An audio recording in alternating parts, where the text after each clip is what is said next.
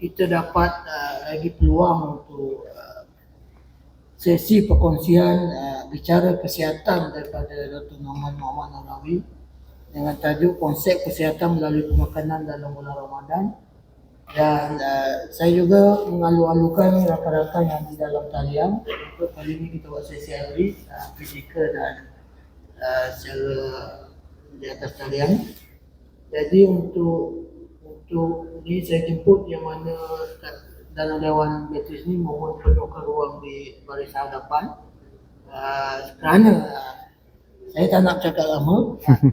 Saya nak serahkan mic ni kepada penceramah jemputan kita supaya setiap masa yang kita ada dapat dimanfaatkan dengan ilmu yang dapat dikongsi oleh Dr. lah.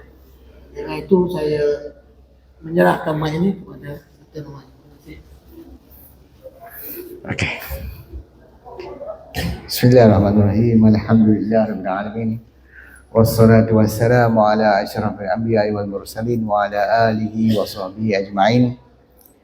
Rabbi shrah li sadri wa yassir li amri wa hlul 'uqdatam min lisani yafqahu qawli. Rabbi yassir wa la tu'assir. Rabbi yassir wa la tu'assir. Rabbi yassir wa la tu'assir. Terima kasih kepada saudara pengurusi majlis yang berbagi pada semua staf-staf MPOB. Kita berjumpa lagi tahun ni kan. Tadi kebetulan saya tengok dekat Facebook keluar memori. Rupanya exactly tahun lepas tarikh yang sama. Saya datang kat sini. Genap setahun datang balik. Alhamdulillah dapat kita bertemu dalam bulan Ramadan kan. Tajuk dia bagi pun konsep kesihatan melalui pemakanan dalam bulan Ramadan. InsyaAllah kita semua ni dah berpuasa, yang mana berpuasa tu ialah salah satu strategi untuk sihat. Kadang-kadang orang letak puasa ni sebagai punca penyakit. Dia cakap puasa gastrik lah kan. Orang ada gastrik tak boleh puasa, nanti perut bocor macam-macam lah kan. Sebenarnya itu yang konsep yang nak dibetulkan balik. Sebab tu kita kalau nak bermula kita punya tajuk ni cakap dulu tentang isu puasa lah. Sebab dalam Islam ni ada beberapa asas tentang kesihatan. Yang mana kadang bila bercakap tentang kesihatan kita tak relate kepada ajaran Islam lah. Kita anggap kesihatan ni benda dunia. Salah sebenarnya Kesihatan adalah benda yang telah ditekan oleh ulama' dan even para Nabi pun kan. Iaitu benda ni ada dalam Islam ni kita mementingkan gaya hidup sihat. Dan kesihatan adalah harta yang amat bernilai. Sebab tu dia adalah amanah sebenarnya. Tubuh kita ni adalah satu amanah. Allah bagi pinjam sekejap kat dunia ni. Bayangkan kalau kita bagi pinjam kereta kat orang. Lepas tu orang tu pulang kereta tayar tak ada, bumbung tak ada kan, enjin rosak. Macam mana kita pulang dengan kereta macam tu? Macam tu kat tubuh kita ni amanah. Allah bagi pinjam sebab kita nak duduk kat dunia ni. Bila pulang masuk kubur kaki dah kena potong sebab diabetes. Mata dah tak nampak kan, macam-macam organ semua dah rosak. Sebab kita tak tahu nak jaga amanah tu. Nanti kena jawab dengan Tuhan kan.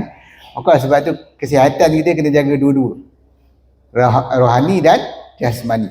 Bukan soal jasmani, sebabnya bila rohani rosak, jasmani juga rosak. Jasmani rosak juga mengganggu rohani. Kedua-duanya ada saling berkaitan. Rohani tu ialah kita punya roh lah kan. So sebab tu berpuasa ni yang best tentang bulan Ramadan ni, dia adalah untuk kedua-dua. Dia juga menjaga kesihatan jasmani, dia juga menjaga kesihatan rohani kita kan. Dan berpuasa ni kalau kita setiap kali bulan Ramadan orang mesti sebut. Pergi mana masjid surau, ustaz akan baca ayat dengan Bismillahirrahmanirrahim. Ya ayyuhallazina amanu kutiba alaikumus siyam kama kutiba alal ladzina min qablikum la'allakum tattaqun. Biasa dah dengar kan, ulang-ulang, wahai orang-orang yang beriman, difardukan bagi kamu berpuasa.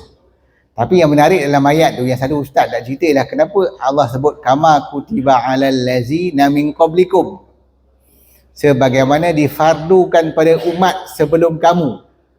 Apa maksud kamu tu? Kamu tu pada Nabi Muhammad lah. Maksudnya berpuasa juga difardukan kepada umat sebelum Nabi Muhammad sallallahu alaihi wasallam. Kan? Apa beza umat Nabi Muhammad dengan umat sebelum Nabi Muhammad? Beza yang paling ketara sekali apa? Umur. Kan? Nabi Nuh berapa umur dia? Semua orang tahu 1000 tahun kan. Bayangkan umat Nabi Muhammad umur 1000 tahun kan. Agak-agak tanya bila nak pencet, adalah 500 tahun lagi. Allah, mampu tak naik pangkat aku ni Tapi umat dulu memang Allah panjang umur sebab orang tak ramai. Kan? Kalau orang tu cepat sangat mati, tak berkembang orang manusia ni. Itu dia. Tapi semakin ke zaman Nabi Muhammad SAW, umur dia memang dipendekkan. Nabi pun cakap, ummati bainas sitin wa sab'in. Lebih kurang 60 ke 70 tahun tu je. Kan? Tapi yang penting sebenarnya bukan soal umur. Yang penting ialah sihat sampai mati. Itu yang kita nak. Dan menjaga kesihatan itu adalah tanggungjawab peribadi masing-masing. Dia bukan tanggungjawab doktor. Faham tak? Doktor kerja dia merawat bila dia ada penyakit. Tapi menjaga kesihatan adalah tanggungjawab kita. Tapi malang ni, sistem perubatan sekarang sangat-sangat kurang mengajar tentang penjagaan kesihatan. Dia lebih pada fokus pada merawat penyakit dan dia fokus pada screening. Cakap, pergi ke hospital, cek gula, cek kolesterol, cek berat badan, screening, apa dia akan halakan ke mana-mana lah. Kan? Darah tinggi jumpa doktor ni jumpa doktor ni, macam tu saja. Tapi tak ada real punya pencegahan. Saya pengalaman di doktor ni dah 27 tahun. Kan? Sepanjang 27 tahun dari doktor ni, saya tak pernah jumpa seorang pun boleh diabetes bila pergi hospital. Ada? Kan? Ada tak ubat kat hospital untuk kurus? Tak ada. Siapa pernah makan ubat tiba-tiba kurus? Tak ada. Kalau ada, kaya. Ada. Yang ada ubat kurang selera dia. Kan? Ubat selera. Sebab tu tak jalan. Sebab isu utama tentang obesiti bukan soal makan banyak. Dia ada masalah lain yang perlu dipertimbangkan. Sebab tu nak kena faham ilmu dia dengan betul. Sebab tu dalam Islam ni benda yang paling penting sekali ialah ilmu. Kan? Ayat yang pertama yang Allah turunkan kepada Nabi Muhammad dalam Gua Hira ialah Iqra. Kan? Kalau tengok kisah Nabi masa dia dapat wahyu pertama tu, Jibril turun, dia cakap Iqra. Apa jawapan Nabi? Nabi cakap apa? Ma'ana biqari'in. Aku ni tak kerti baca. Kan? Maksud dia Iqra tu adalah bukan pada Nabi Muhammad, ya, pada kita umat Nabi Muhammad. Allah suruh baca. Apa baca tu? Baca tu lah jembatan ilmu. Kalau kita tak baca sampai kiamat tak ada ilmu. Kan? Saya tahu benda ni semua sebab saya baca lah.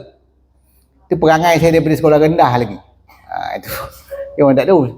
Kat sekolah rendah dulu, saya bukan baca 1-2 buku. Saya baca satu library. Sebab ada pertandingan masa tu. Masa saya zaman sekolah rendah, zaman tu tak ada UPSR. Maknanya dah tua lah tu.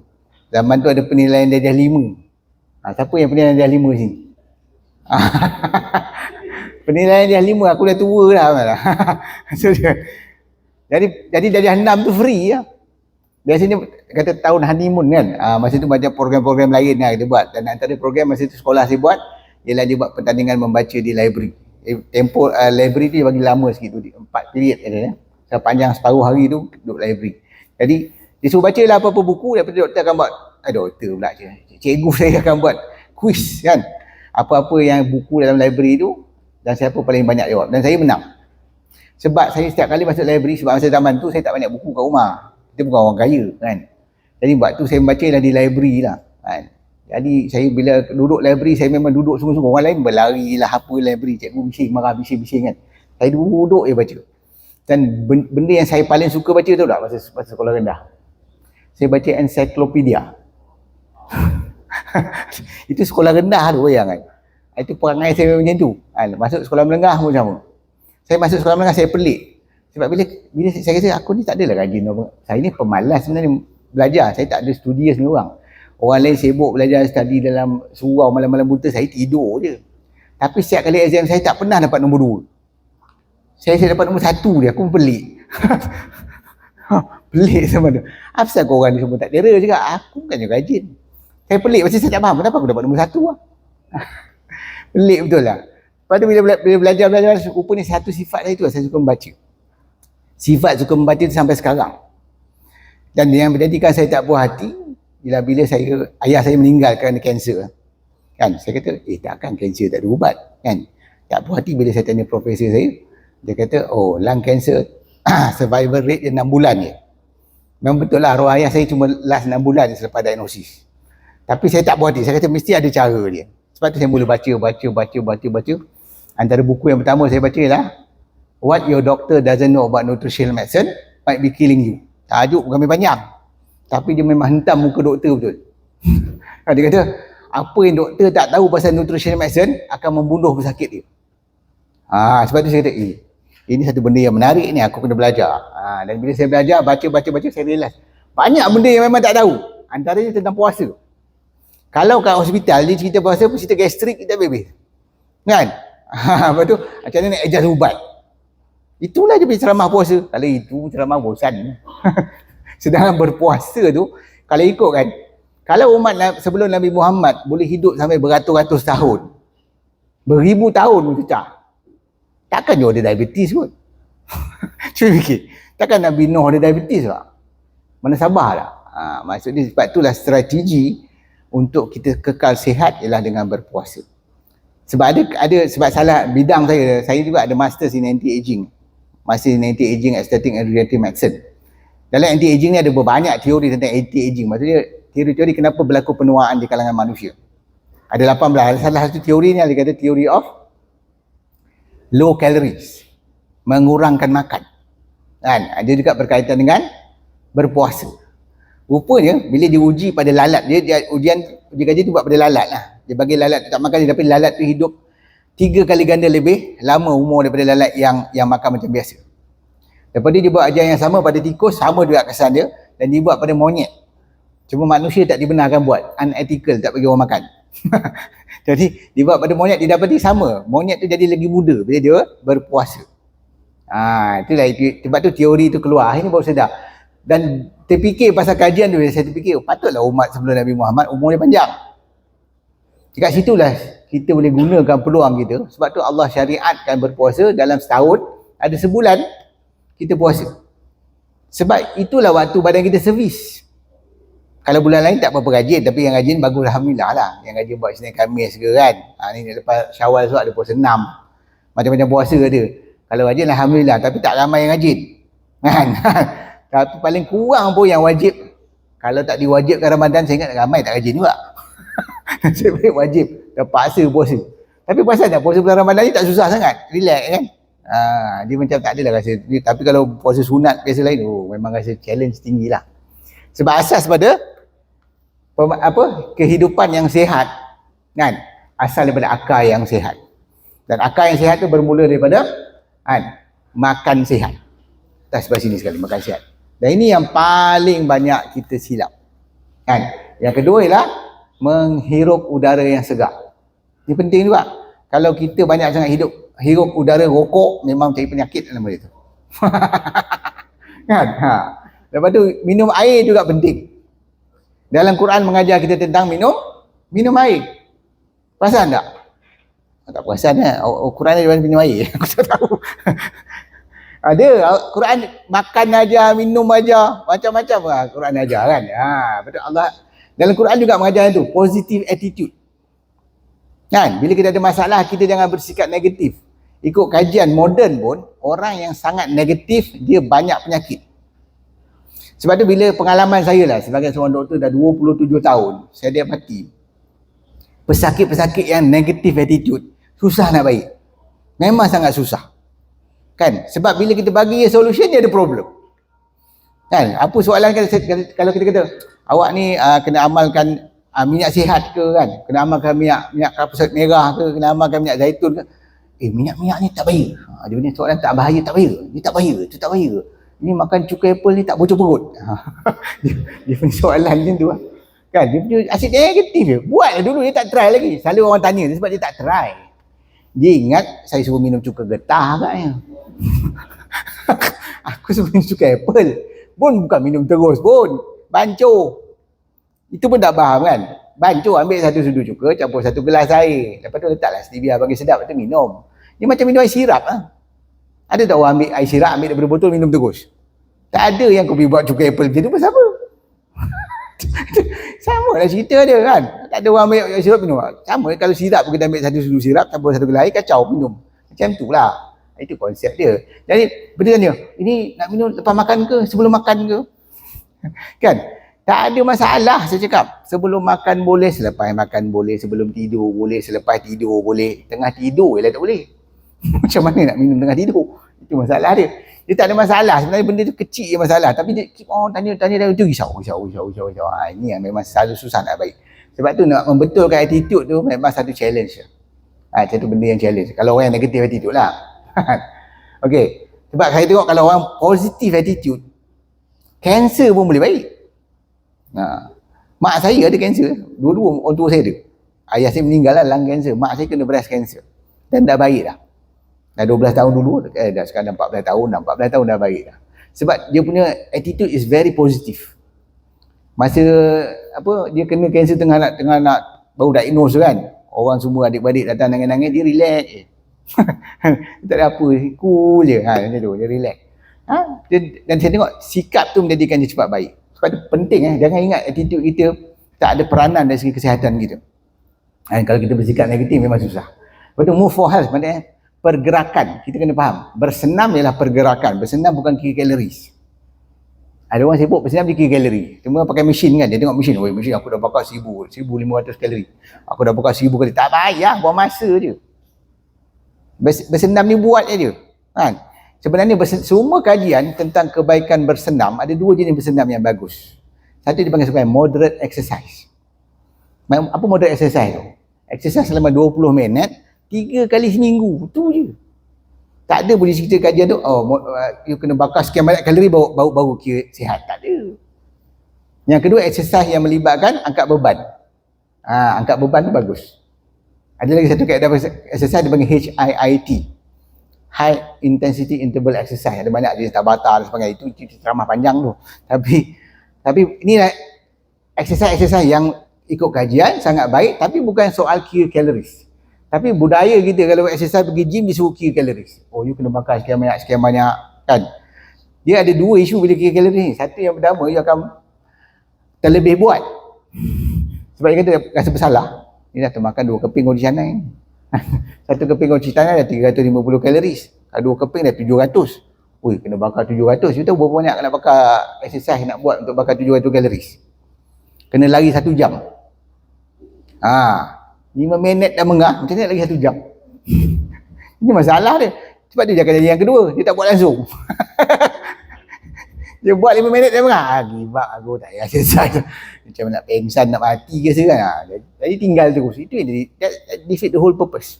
Sebab exercise ni sebenarnya ikut kemampuan kita. Your fitness. Berapa yang you larat, kalau dah rasa semput, berhenti.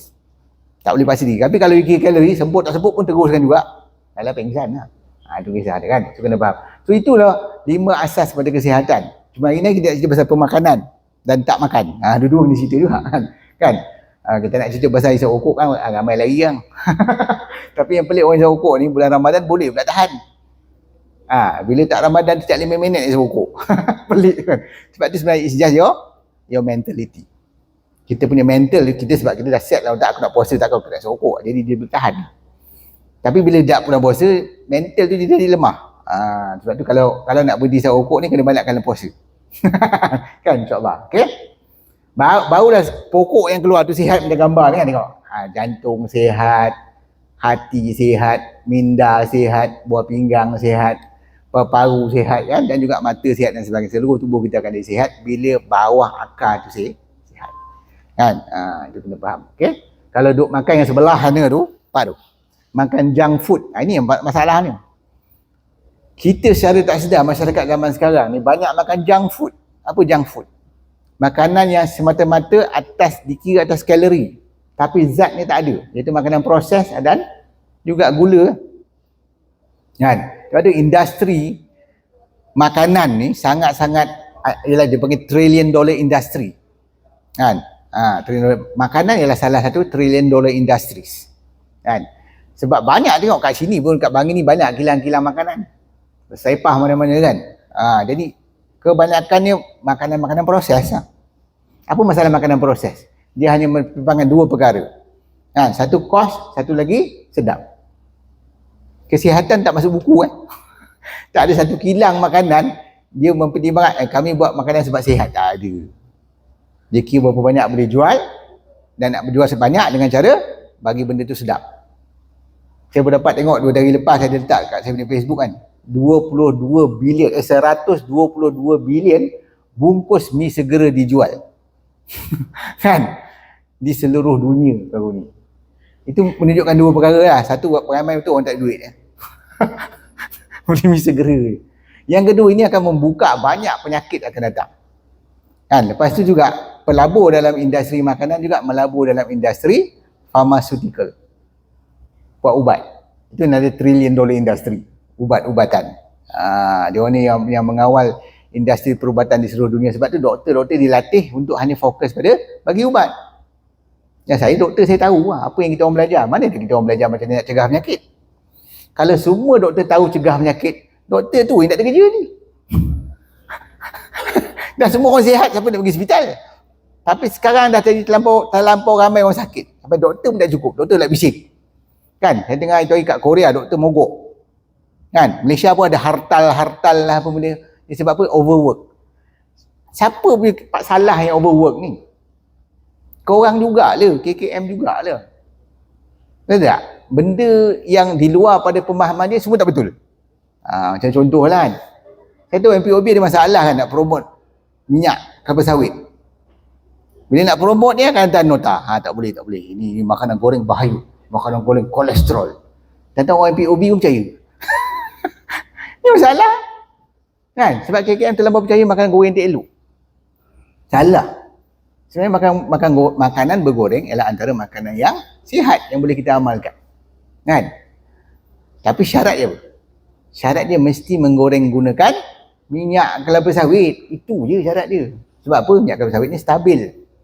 Kan? Sebab bila kita menggoreng satu makanan, dia akan melalui 4 proses. Dia panggil oxidation, kan? Hydrolysis, isomerization dan polymerization. Tu nak cerita detail kan banyak kan. Sebab tu bila kita goreng satu benda, senang cerita, bila kita goreng satu benda dia jadi lebih sedap dan kering. Kan? Kita makan kruk-krak.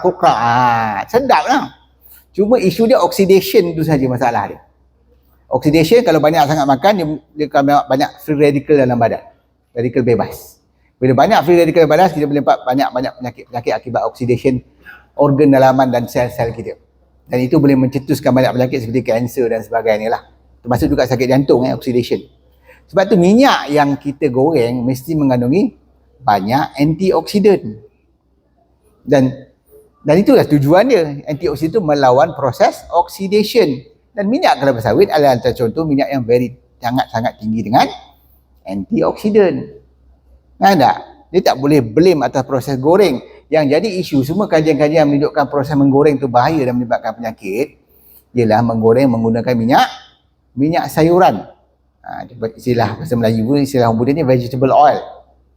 Vegetable oil contoh dia apa? Minyak soya. Itu pesaing utama tu minyak sawit tu. Minyak soya, minyak bunga matahari dan minyak jagung. Kan? Ini tiga-tiga ni yang masalah. Sebab bila you goreng gunakan minyak ni, dia tinggi omega 6. Dia akan berubah jadi trans fat, dan omega 6 ialah bahan asas kepada, dia panggil inflammatory mediators. Dia menyebabkan keradangan yang teruk dalam tubuh.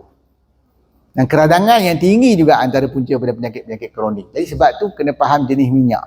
Dan orang yang POB patut cerita kat masyarakat. Kan tak? Itu yang kena cerita sebab you kerja kat sini. Kan? Ceritalah kat masyarakat, minyak sawit ni sebenarnya sihat. Kajian yang macam ni tak ada. Kita pun sama join juga. Cakap tak elok. Tak boleh. Sebab tu kena ada ilmu. Faham tak? Kita kena sebarkan tu. Sebenarnya minyak kelapa sawit ni boleh menyelamatkan dunia ni pada banyak masalah-masalah kesihatan tentang pemakanan. Sebab dengan ada ni minyak sawit boleh ada banyak produk-produk yang zero trans fat. Faham tak? Kita tak sepatutnya panggil margarin kelapa sawit.